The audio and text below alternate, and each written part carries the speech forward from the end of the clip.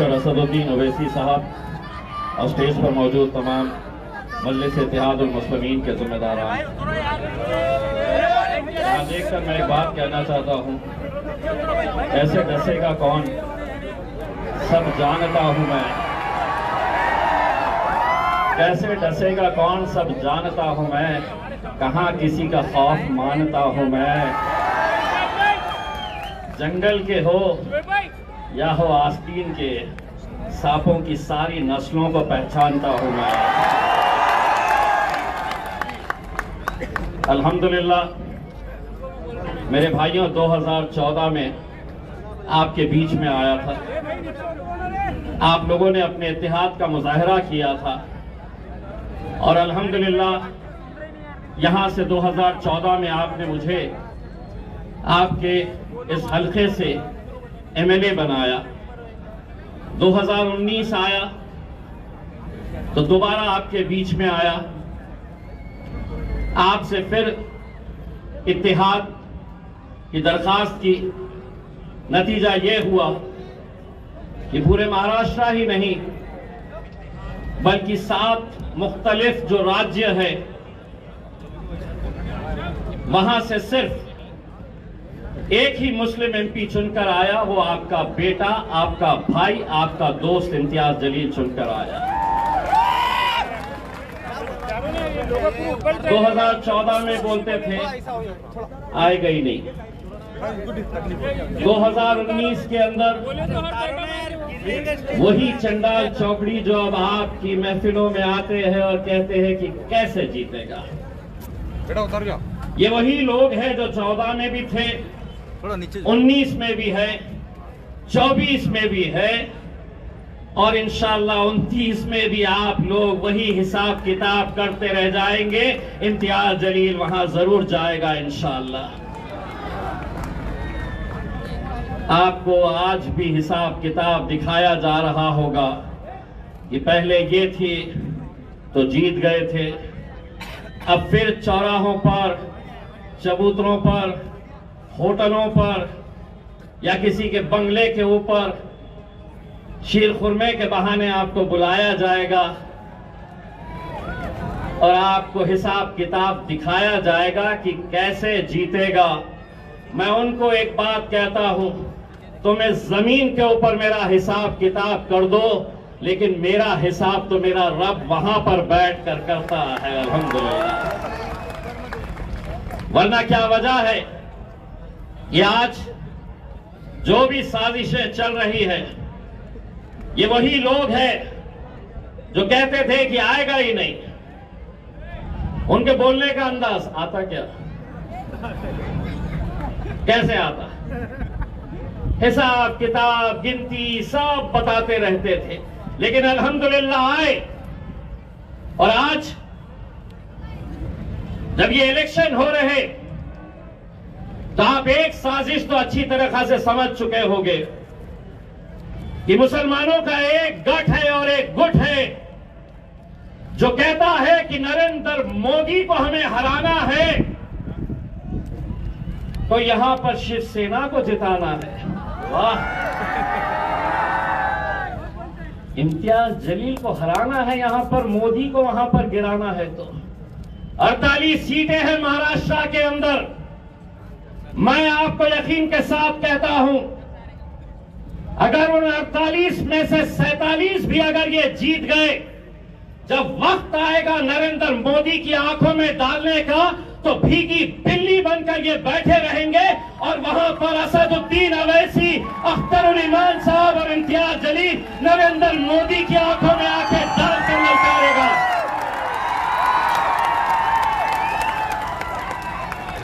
बड़े मोदी को जिताना है तो इम्तियाज जलील यहां नहीं चलता।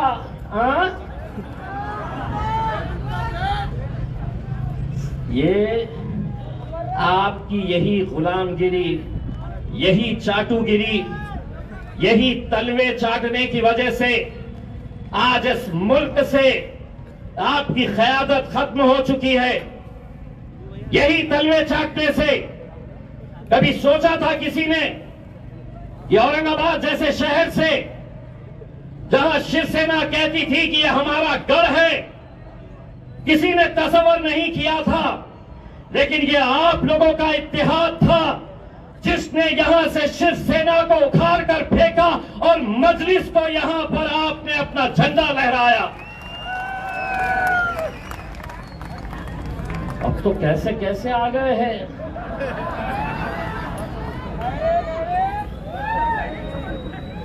कैसी कैसी झोलियां फैला रहे हैं।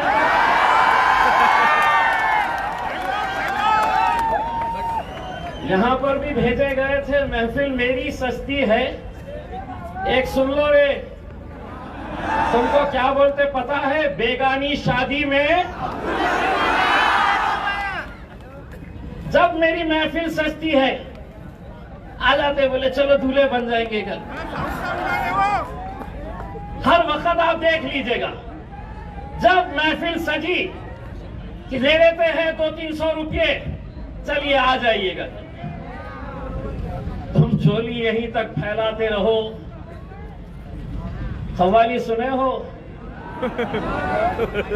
पर्द चोली मेरी या मोहम्मद, लौट कर मैं न जाऊंगा खाली। अरे मांगना है तो उससे मांगो रे, किसके सामने तलवे चाट रहे हो? उससे मांगो। और मैं आज भी ये कहता हूं, लोग मुझसे पूछते हैं, ये लोग बार बार पूछते हैं मेरे से, जीतते क्या? कैसा आते? बोले 2019 में आपको कितना भरोसा था कि आप जीतेंगे और 2024 में आपको कितना भरोसा है?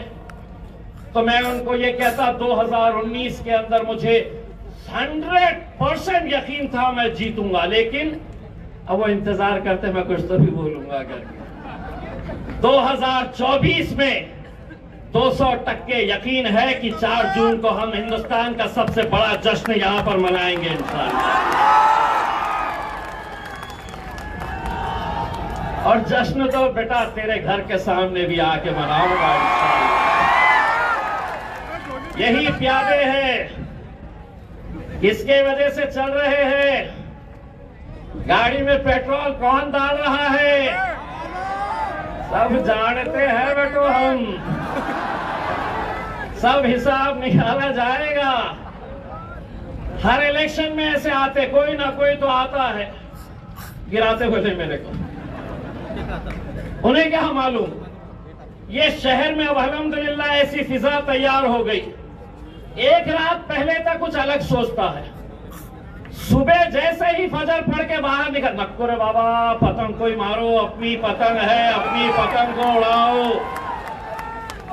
अल्हम्दुलिल्लाह मेरे भाइयों, आज क्या वजह है कि 10 ऐसे राज्य है जहां से एक भी मुसलमान को टिकट नहीं दिया गया, और ये आपके बीच आ रहे हैं और कहते हैं कि एकलौता एक, उसको यहां पर गिराना है। अगर मैं गूंगा, मुक्का और बहरा रहता तो कोई दखल नहीं लेता, बोलता चलने दो। लेकिन उन्हें एक बात पता चली है कि पिछले 20 सालों से पार्लियामेंट के अंदर अकेला मेरे भाई बैरिस्टर असदुद्दीन अवैसी साहब अकेले मुकाबला करते थे। अब तकलीफ ये है कि ये आया है तो ये भी बहुत बोलता है भैया, और बोलता ही नहीं है।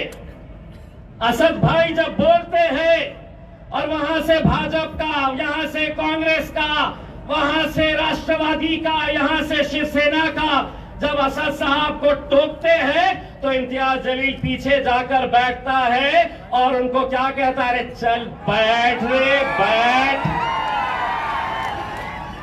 सारी तकलीफ इसी बात की कि कैसे इकलौता एक हजम नहीं हो रहा तुमको।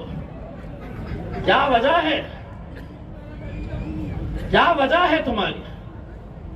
उससे तो अच्छे हमारे कहां है वो साहिब खान साहब, खड़े रहो, पतंग उड़ाओ।